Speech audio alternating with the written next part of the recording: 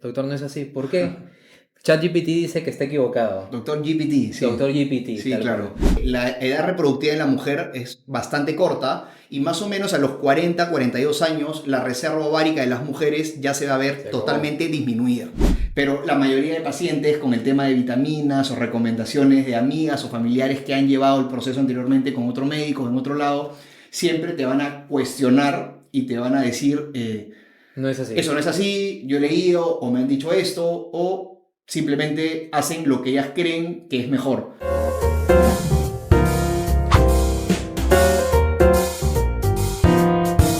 Bienvenidos a Entre Batas, el podcast donde los médicos nos quitamos las batas y podemos hablar sin filtros sobre todo lo que es piel, emociones y todos los temas relacionados para poder ayudar a nuestros pacientes.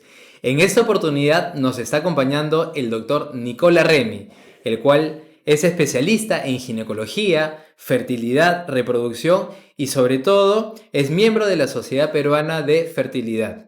Doctor Nicola, muchas gracias por estar acá, acompañarnos y poder conversar. Hola Julio, ¿cómo estás? Gracias a todos ustedes y a la invitación a este programa. He venido a ayudarlos a aclarar un poco de dudas y nada, y conversar de una forma amena y tranquila. Exacto, esa es un poquito la idea y vamos a empezar por un tema que es muy preguntado acá en consulta. Como ya habíamos estado hablando, en consulta muchos pacientes vienen preguntando sobre el acné, la caída de cabello y los temas de manchas. Y eso tiene una connotación hormonal. No sé si nos puedes ayudar a entender cómo va esta relación. Sí, ese es un tema muy importante en la consulta y lo que hay que entender es que en el estadio evolutivo en la mujer, cuando cambian a la etapa de la pubertad y inician los cambios del ciclo menstrual y todo el despertar ovárico, van a haber un incremento de hormonas y ese incremento de hormonas va a pasar una serie de cambios y unos procesos en los cuales van a haber incremento de andrógenos, que son esas hormonas ligadas más a los hombres que en las mujeres, y este incremento de andrógenos están ya relacionados a la producción de acné, a la caída del pelo, que es El pelo.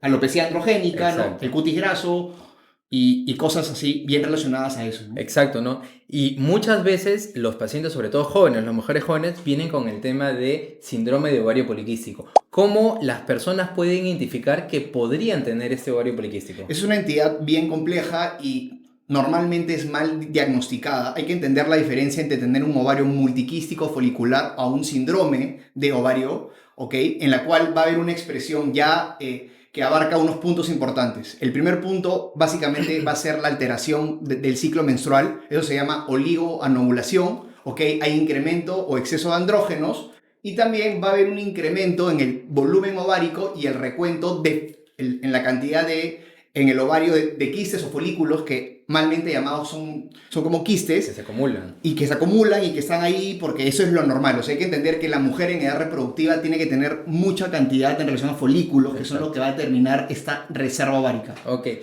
¿Y el paciente qué puede sentir? ¿Qué puede ver? ¿Aparición de acné? ¿De repente que le salen más pelitos?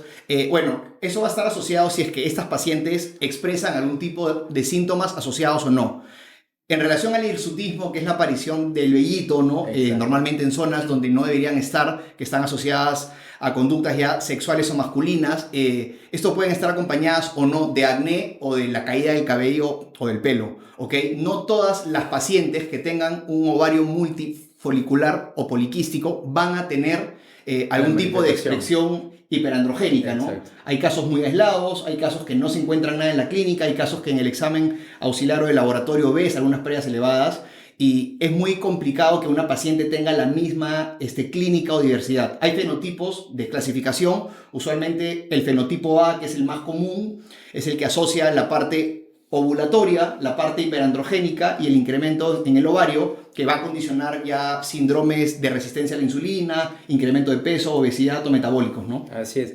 Y ese es muchas veces uno de los factores o las indicaciones que nosotros damos cuando vemos un paciente que tiene acné o alguna de las manifestaciones que ha conversado el doctor, en el cual le decimos acudan también al ginecólogo y también incluso al endocrinólogo para que toda esa parte hormonal muy importante se pueda regular. Sí, eso es muy importante porque hay que entender que este tipo de condición hay que asociarla tanto el ginecólogo, el dermatólogo y el endocrinólogo. Hay que hacer una unidad clínica, hay que hacer un Exacto. diagnóstico adecuado y el manejo a veces va a ser parte, más que todo, de la parte Exacto. de ustedes en la piel y también el endocrinólogo, ¿no? Exacto, en realidad, como tú dices, es integrar todo para que podamos tener resultados. No solamente tratar la consecuencia, sino también tratar la causa. Así es, correcto. Eso es muy importante.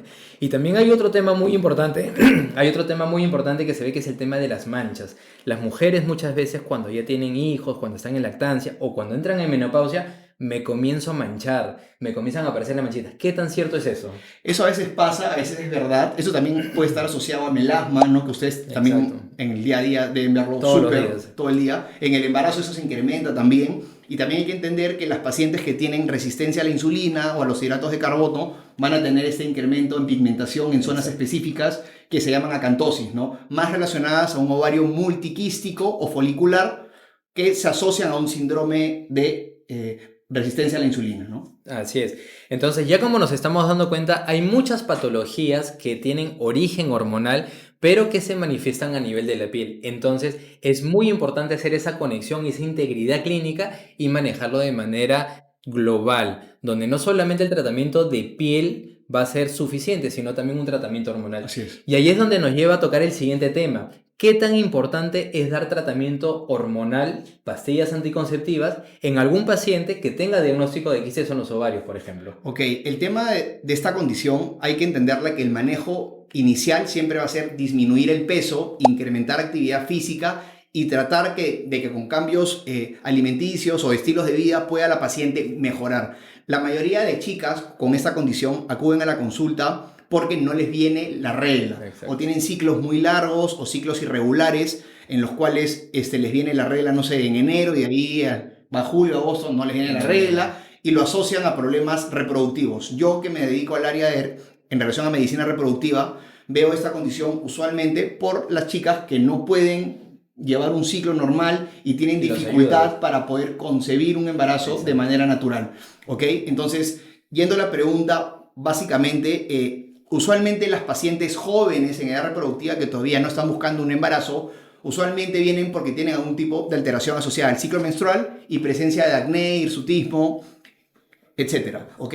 El anticonceptivo lo que va a ayudar es a ciclar a la paciente, o sea, le va a Ordenarla. generar un ciclo falso, si es Exacto. que lo puedo llamar así, y la paciente va a tener siempre un periodo de inicio y un periodo de final. La regla que se produce con el anticonceptivo no es una regla, es un sangrado por la supresión hormonal Exacto. o de privación, pero las pacientes van a entrar obviamente en una En ese regularidad orden. cíclica Exacto. y va a ser mucho mejor. Lo que pasa es que los anticonceptivos, así como hay anticonceptivos que se pueden utilizar en diferentes tipos de casos, en endometriosis o en otras condiciones, el anticonceptivo en este tipo de casos se puede relacionar con un efecto antiandrogénico. Pero eso obviamente hay que asociarlo a diferentes tipos ¿cómo se llama?, de condiciones o medicación, dependiendo la evaluación ya clínica entre el dermatólogo y el endocrinólogo. Entonces, quiere decir de que los pacientes que no tienen un diagnóstico o una evaluación no deberían empezar por cuenta propia una pastilla, ¿cierto? Nunca deberían iniciar un tratamiento, sea un anticonceptivo o no, si es que no han pasado una consulta, porque iniciar un anticonceptivo igual hay criterios de selección. Exacto. No todas las pacientes son candidatas a utilizar un anticonceptivo hormonal y obviamente más si es que lo van a asociar a algún medicamento para controlar el exceso de andrógenos, ¿no? Perfecto. Y ese dato que ha dado Nicole es muy importante porque muchas veces nosotros recibimos en consulta, y tú también, que me fui a la farmacia y compré esa pastilla, me la recomendó mi Sí. amiga, me la recomendó mi mamá.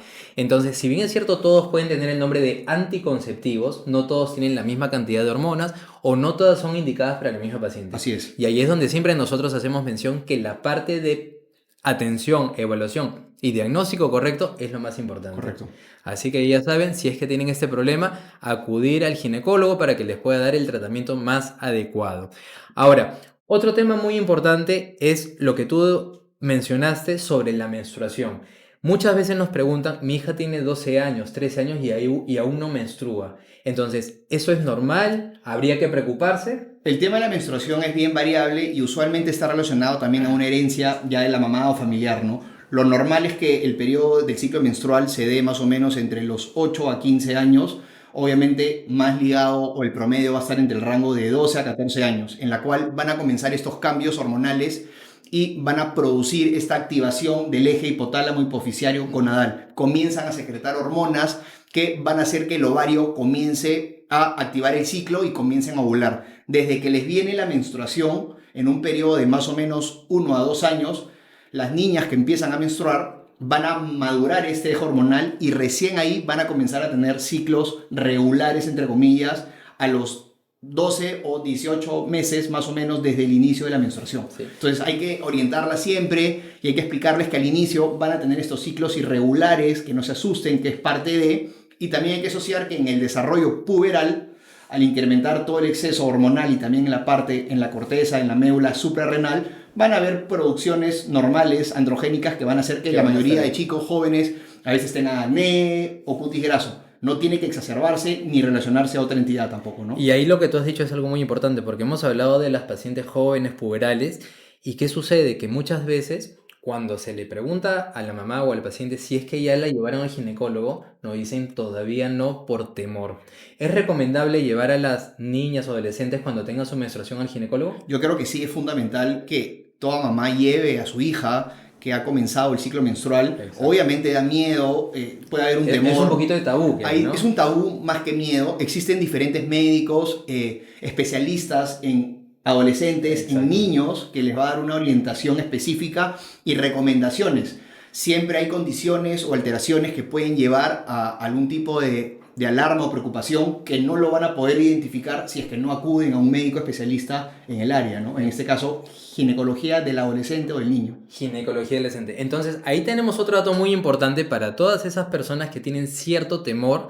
Existe la especialidad de ginecología del adolescente, donde esa menor, cuando comienza su ciclo menstrual, puede ir acompañada de sus padres y puede recibir toda la orientación adecuada. Entonces, esos son datos muy importantes.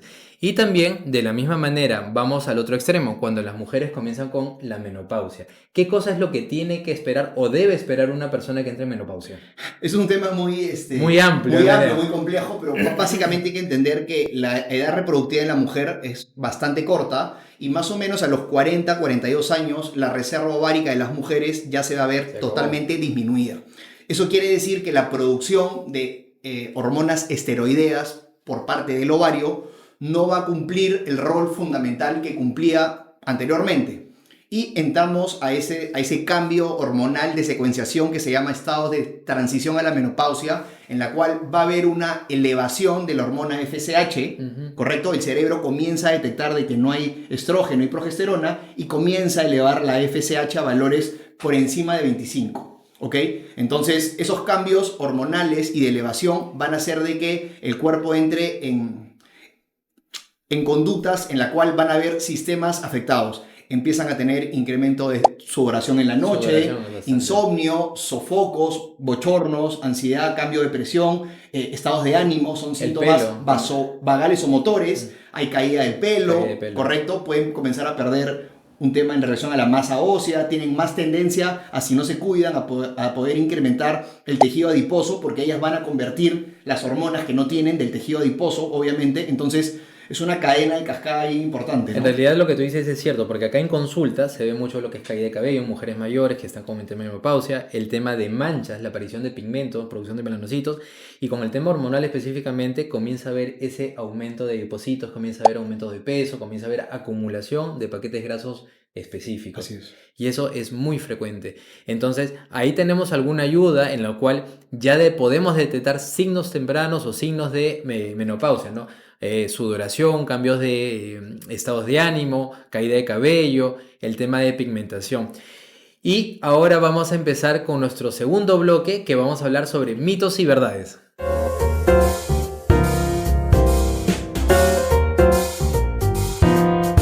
Y es el momento de empezar nuestro siguiente bloque de mitos y verdades. En esta oportunidad le vamos a dar las tarjetas al doctor Nicola, vamos a hacer algunas de las preguntas que nos han llegado y él nos va a ayudar a desmentirlas. ¿Estás listo, Nicola? Listo, empezamos. Listo. La primera pregunta que nos ha llegado es, ¿el acné, si comienzo a tomar anticonceptivos, se me va a curar? Mito. Muy bien. ¿Ok? A ver, cuéntanos un poquito Bueno, más. ese es el concepto más erróneo que tiene o sea, en común todas las chicas Todas las que van a exacto. consulta, ¿no? El acné no se va a solucionar con un Con un uso de anticonceptivo. anticonceptivos. Lo que puede mejorar es, en algunos casos, si es que esta paciente tiene algún efecto antiandrogénico y tú eliges darle un efecto o un anticonceptivo que tenga una carga antiandrogénica. Pero eso siempre hay que acompañarlo con una evaluación por el dermatólogo o con un endocrinólogo para ayudar a corregir eso, ¿no? Pero no es que necesariamente el anticonceptivo Va a cura solucionar. y nunca más va a aparecer acné o algo así. Exacto. Y eso es algo muy importante porque muchas veces creen que comienzo a tomar la pastilla y automáticamente todo soluciona. No, recordemos que hay que trabajar la causa y también la Claro, consecuencia. así es. Y eso es muy importante. Y sobre todo llevarlo en el tiempo. El Sí, correcto. mantenimiento y todo eso es muy importante. Muy bien. Entonces, vamos a la segunda pregunta. Si yo tengo hijos, ¿de todas maneras me voy a manchar la cara?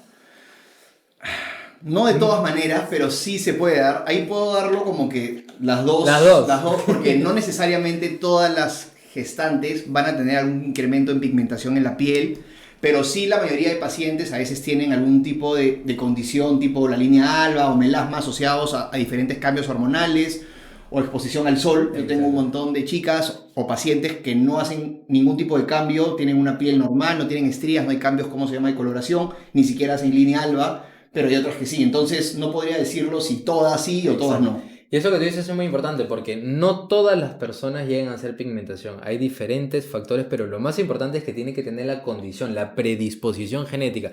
Por eso que muchas veces los pacientes nos dicen, ella sí hizo, mi amiga no, mi hermana sí. Así es. Entonces, ahí viene un segundo concepto en el cual, aparte de tener diagnósticos adecuados, la personalización, la condición es muy importante para poder desarrollar una u otra patología. Correcto.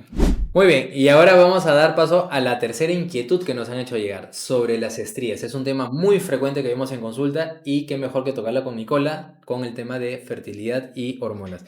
¿Es normal que cuando las personas se embaracen todas van a tener estrías? No todas, No todas. no, otra vez vuelvo a poner los dos, pero sí hay un cambio obviamente hormonal y el tema de regulación de los líquidos, el incremento del gasto cardíaco, todos los volúmenes que cambian en el cuerpo de una mujer embarazada pueden generar condiciones que generen estrías o celulitis. Exacto. De mi parte yo siempre voy y les recomiendo incrementar el aporte o la ingesta de líquidos, de agua exacto. más que todo, y echarse crema a nivel del cuerpo en la mañana y en la noche, de repente una crema más oleosa en la noche que ya van a dormir, y en el día una crema más humectante, algo que no permita que cuando se estire la piel, lamentablemente por el incremento del abdomen Se y del rompa. útero, pueda no Sí, generar ese y problema. eso que dice es muy importante, ¿por qué? Porque normalmente cuando hablamos de aumento de volúmenes, cambia la elasticidad, es donde tenemos que dar mucho aporte para que esa fibra sea mucho más permeable.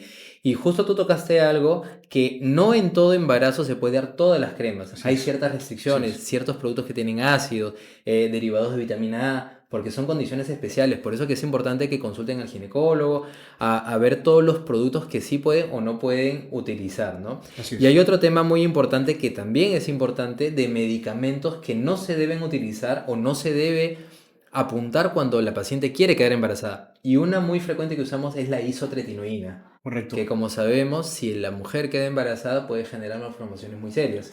Sí, hay muchos casos o medicaciones que van a generar algún tipo de problema, desde antibióticos o medicamentos en la piel, cualquier tipo de medicación que no ha sido evaluada por un médico especialista, hay que tener mucho cuidado y lo recomendable es no tomarlo o no automedicarse, ¿no?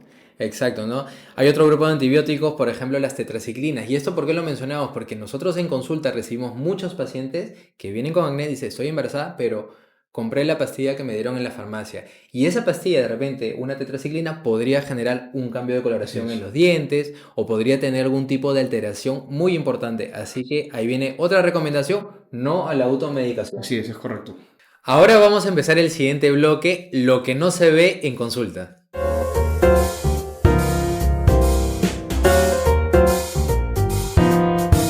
Muy bien, ahora continuando vamos a entrar al siguiente bloque que es lo que no se ve en consulta y vamos a contar un poco de aquellas anécdotas que se ven en consultorio y que muchas veces no las contamos de manera libre. Ok, Nicola, en esta parte yo quisiera preguntarte qué cosa es lo que normalmente ves en consulta, das por ejemplo una indicación y de repente la siguen, no la siguen, cuéntanos un poquito. Sí, en el tema de en mi rubro, En tu en área, medicina exacto. reproductiva, usualmente las pacientes que vienen a consulta llegan a uno antes, haber ido, pues, y han ido antes, pues, a 2 especialistas, a 3 especialistas, rotan mucho de clínicas porque el contexto es muy complejo, ¿no? Exacto. Es algo muy complicado, es algo muy difícil y el tema de la búsqueda del embarazo es algo realmente delicado, si es que lo puedo Delicado. llamar así. Pero la mayoría de pacientes con el tema de vitaminas o recomendaciones de amigas o familiares que han llevado el proceso anteriormente con otro médico en otro lado, siempre te van a cuestionar y te van a decir, No es así. eso no es así, yo he leído o me han dicho esto, o simplemente hacen lo que ellas creen que es mejor. Entonces, eso es algo que normalmente tanto yo o cualquier médico especialista ve en la consulta diariamente, ¿no? Exacto, eso que dices es muy frecuente, o sea, no solamente se aplica en tu campo, sino también por ahí otra anécdota es que en consulta los pacientes están ahorita consultando mucho con las redes de inteligencia artificial. Correcto. Me pasó una vez que el paciente se le está dando indicación y me dice, doctor, no es así, ¿por qué?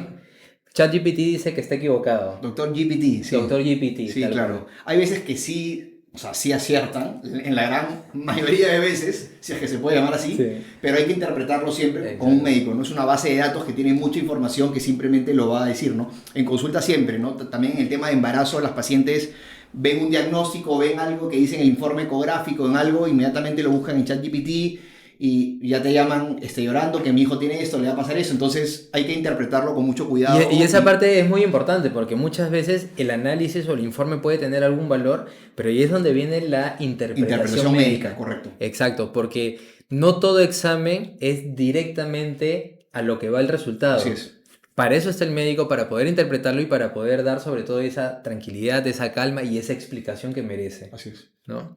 Muy bien, y así estamos llegando al final de este podcast que en realidad ha sido bastante enriquecedor. Hemos estado con Nicola, hemos conversado de muchas cosas, sobre todo el tema muy frecuente que es quistes en los ovarios, la menopausia, un poco cómo afecta toda esta parte hormonal en nuestros pacientes, la implicancia que tiene a nivel de piel y que lo más importante, las pacientes no tienen por qué hacer automedicación. Es muy importante acudir al especialista, tener una orientación adecuada y sobre todo cómo se corresponde. Así que Nicola, muchas gracias por haber estado A acá. ti, Julio, muchas gracias por la invitación y nada, espero simplemente que cuando vayan a consulta puedan interpretar bien los resultados y hay que entender de que lo más importante de esto es no hay que automedicarse, hay que ir siempre donde un especialista, hay que consultarlo y hay que seguir las indicaciones que el médico le da porque nosotros hemos estudiado para justamente ayudarlas o Así es. ayudarlo. Y que no todo es ChatGPT. Todo no es ChatGPT, Todo es no es verdad. ChatGPT. Así que nada, nos vemos en el siguiente episodio de Entre Batas. Chao, chao. Chao.